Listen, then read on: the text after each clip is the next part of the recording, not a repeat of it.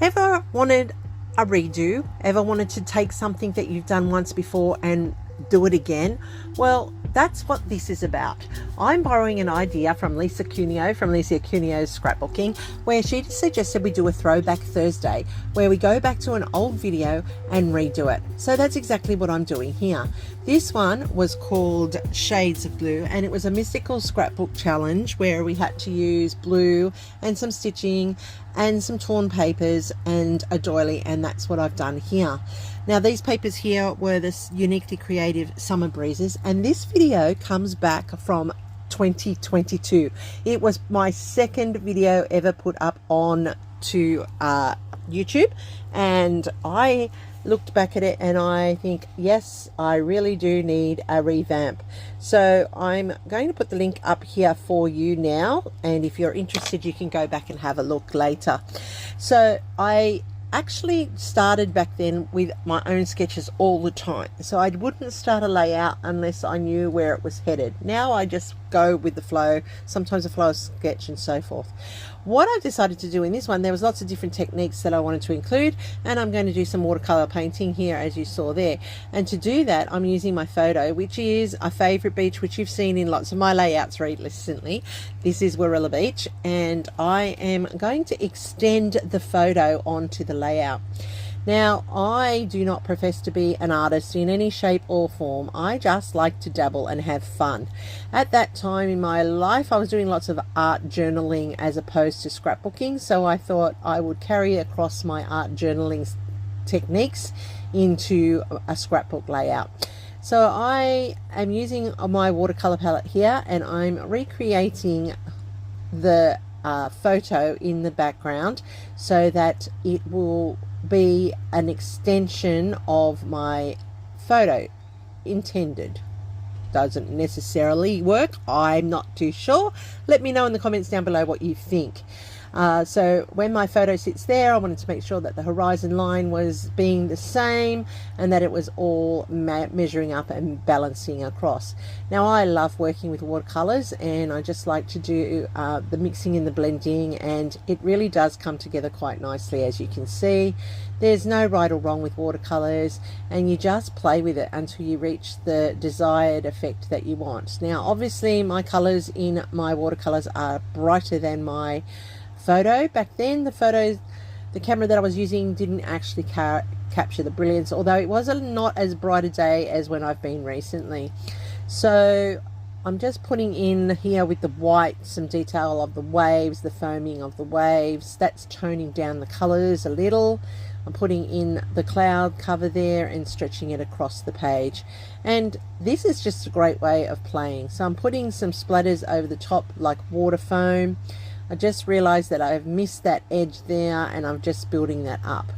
Alright, now as for usual, I do my 1-inch frame. See, so it's not something new that I'm doing. It is what I've always done, and I'm gutting out my cardstock so I can mat my photos.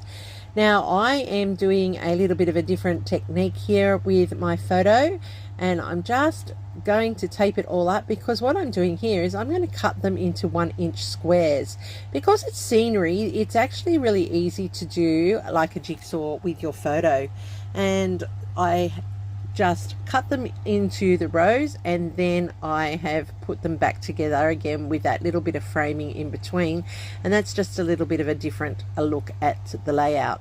Now the selfie that I did here, let's face it, we all take them, don't we? We all take selfies. It's crazy. And you can see the beach wandering off into the background. Seriously people, I love this beach. It's my favorite beach. It's a childhood memory come true. I go back there and it's like reliving my childhood. That's where I grew up all my summers when I was a kid. So I have that layout now structured nicely, and I'm just going to double mat that photo to give it a bit more of a pop. So I needed to use torn papers in this layout, so I am putting in the pattern papers through here. This is a skill that I've used right across my layouts. You see me do this regularly these days, so a throwback skill which I use regularly in my layout is making a feature on this one as well. So I'm just layering up the torn strips across here to mimic the water. It's just to build an image. It's not to actually be that way. I do love using torn paper. It is just that one little bit extra that makes your page look that little bit extra special. Now that I've done that, I can put it down onto my photo frame or my layout frame. But before I do that, look, I'm stamping. Can you believe it? Even way back then, I used stamps on my layout. Just a few little birds floating there above the ocean, as they do. And there you can see how my layout sits and my photo blends into my background. Now the next thing was that we had to put some stitching in, and we were to use shades of blue. So I called this page Shades of Blue because that's what the ocean is. It's very much the shades of blue.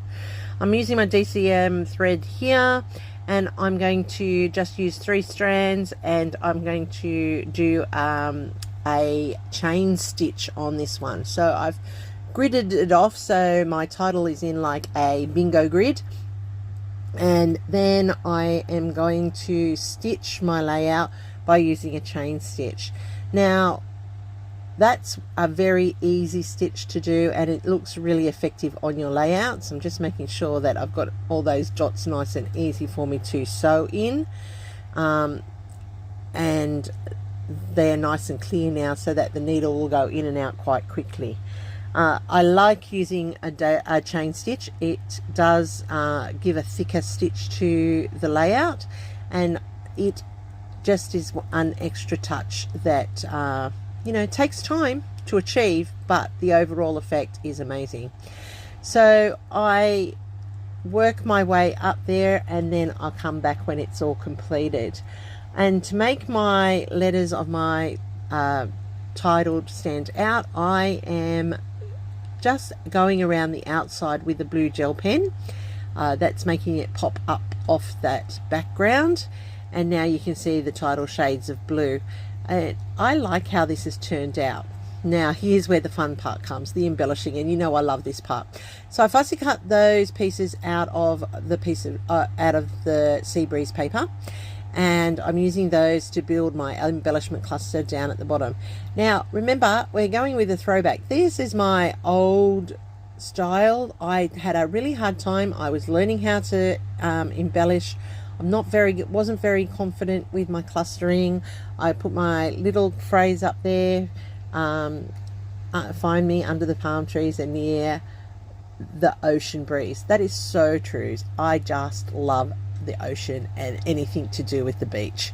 Now look, my favorite punch is in here. That must have been when I just got this punch actually, and I'm using mulberry flowers. They were the flowers of the time back in 2022. We always loaded our layouts up with them.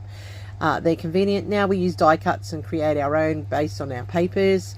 I still have a whole lot of mulberry flowers I need to use, and because I don't always journal, I'm just showing you that I do put my journaling on the back of my layouts so that there is a journaling somewhere. It's just not visible all the time.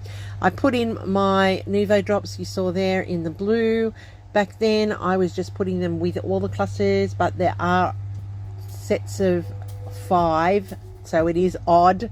And that's how my layout came together there. What do you think, everybody? Do you think it was a good layout? Should I do this concept once a month, throw back to a video that I feel, you know, probably should have done better than what it did? And maybe now that I have all of you beautiful people subscribing to me, that it might get a viewing that it should have got. Thanks for watching, everybody. Give me a thumbs up if you like this idea. Don't forget to hype my video. Let me know in the box down below if it should continue. Thanks for watching once again, and here's my next video for you.